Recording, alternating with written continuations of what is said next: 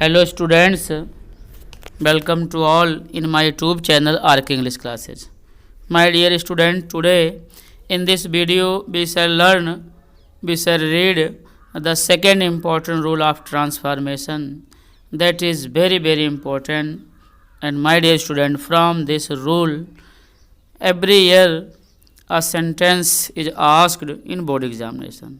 तो बच्चों इस रूल से हमेशा बोर्ड एग्ज़ाम में एकाक वाक हर साल आ जाता है बच्चों।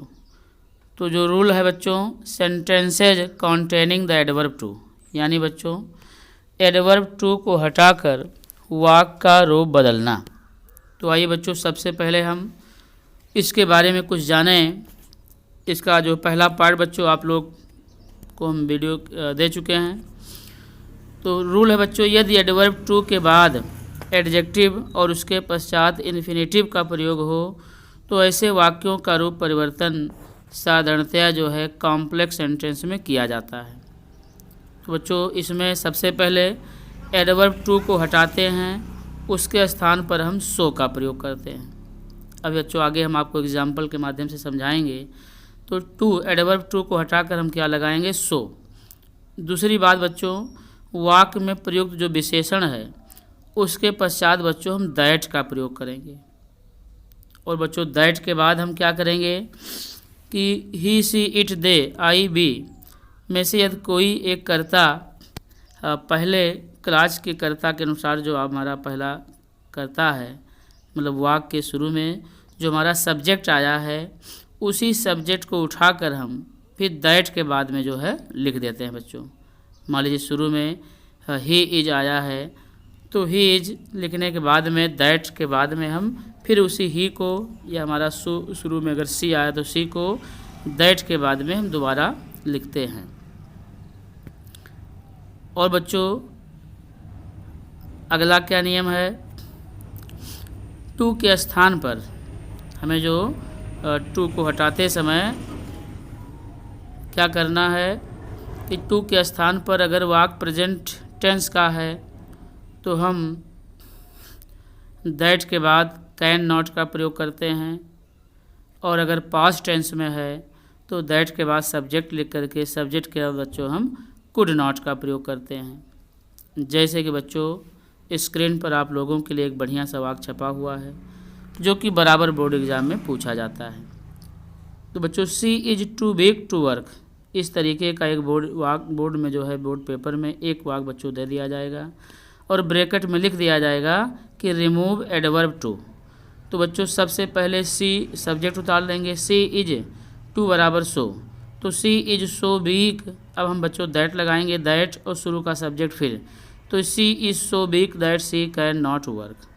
अब बच्चों यदि हमारा वाक दिया हुआ वाक पैसिव वॉइस में है तो बदला हुआ वाक भी हमारा पैसिव वॉइस में ही होना चाहिए। जैसे बच्चों the mobile is too costly to be purchased, बच्चों सारा नियम रहेगा बस the mobile is so costly that it can not be purchased. बच्चों थर्ड फॉर्म है तो can not be plus verb की थर्ड फॉर्म का प्रयोग हम करेंगे। तो बच्चों आई होप जो है यहाँ तक आपको बातें क्लियर हो गई होंगी। आइए बच्चों इसी क्रम में हम अगली बात देखें, रूल नंबर 2 जाने। यदि एडवर्ब टू के पश्चात जो वाक्य है इन्फिनेटिव है, मतलब इन्फिनेटिव के बाद वाला वाक्य नेगेटिव है, तो बच्चों जब हम ट्रांसफॉर्मेशन करेंगे तो हम नॉट का प्रयोग नहीं करेंगे।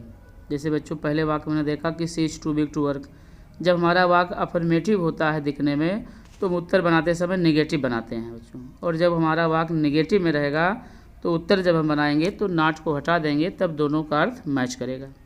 जैसे कि बच्चों she is too intelligent not to solve all the problems. अब बच्चों हमारे क्वेश्चन में चूँकि नॉट है तो उत्तर में हमको नॉट नहीं लगाना, बस इतना ही ध्यान देना है। और जब नॉट नहीं होता है क्वेश्चन बच्चों तो हमको उत्तर में नॉट लगा देना होता है। जैसे उत्तर बनेगा she is so intelligent that she can solve all the problems. अगर बच्चों ये वाक्य होता कि she is too intelligent to solve all the problem, तो उत्तर होता हमारा she is so intelligent that she can not solve, तो बच्चों कैन नॉट लग जाता। अगर हमारे वाक्य में नॉट ना होता तो हम can not solve all the problems करते। चूँकि बच्चों हमारे वाक्य में नॉट दे दिया गया है तो उत्तर में नॉट नहीं आना चाहिए। बस इसी बात को हमें ध्यान देना है। बच्चों आई होप जो है रूल नंबर 2 भी आपको समझ में आ गया होगा। इसी क्रम में बच्चों आइए हम अगला नियम देखें।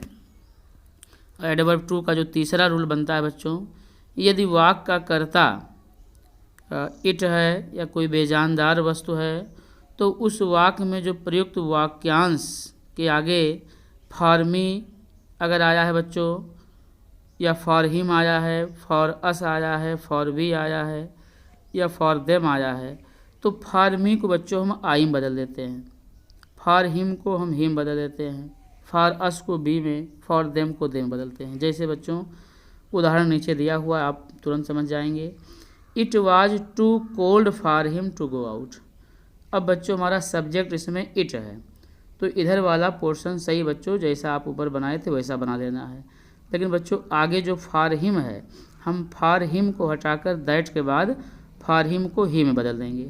जैसे बच्चों it was so cold that, अब फॉर हिम बराबर he could not go out. बच्चों कुड लगेगा क्योंकि हमारा वाज आया है पहले वाक्य में, पहले क्लास में वाज आया है तो वाक्य हमारा पास्ट हो गया तो आगे हम कुड नॉट का प्रयोग करेंगे। तो it was so cold that he could not go out. अगला बच्चों यदि वाक्य में टू डीप फॉर टीयर्स का प्रयोग हुआ है तो फॉर टीयर्स बराबर subject plus can not could not express it in tears, अथवा बच्चों इट कैन नॉट बी अथवा could not be express in tears का प्रयोग होता है। फॉरवर्ड्स का प्रयोग हुआ है तो बच्चों हम क्या करेंगे, फॉरवर्ड्स बराबर बच्चों हम कुड नॉट अथवा can not speak out in words का प्रयोग कर देते हैं, अथवा कुड नॉट या can not utter any word का प्रयोग करते हैं बच्चों। जैसा कि एक एग्जाम्पल के थ्रू देखिए आप कि her sorrow is too deep for tears.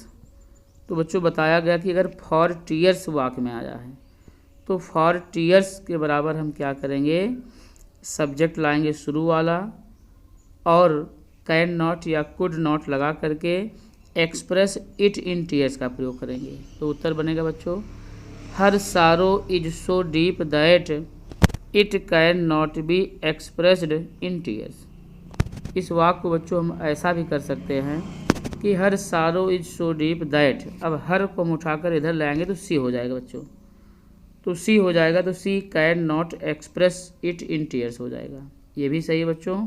और इट कैन नॉट भी मतलब हम टीयर्स बराबर इट मान लिए तो it can not be expressed, third form बनेगा बच्चों इन टीयर्स। अगला नियम बच्चों यदि वाक्य में टू के पश्चात एडजेक्टिव का प्रयोग हुआ हो लेकिन इन्फिनेटिव टू का प्रयोग ना हुआ हो तो टू हटाकर हम एक्सट्रीमली, ओवर या बियॉन्ड या प्रॉपर लिमिट का प्रयोग करते हैं बच्चों। मतलब बच्चों यदि वाक्य में एक ही बार टू आया है, केवल एडवर्ब टू का प्रयोग किया गया है, दूसरा इन्फिनेटिव टू नहीं आया है, तो ये बहुत सिंपल होता है बच्चों।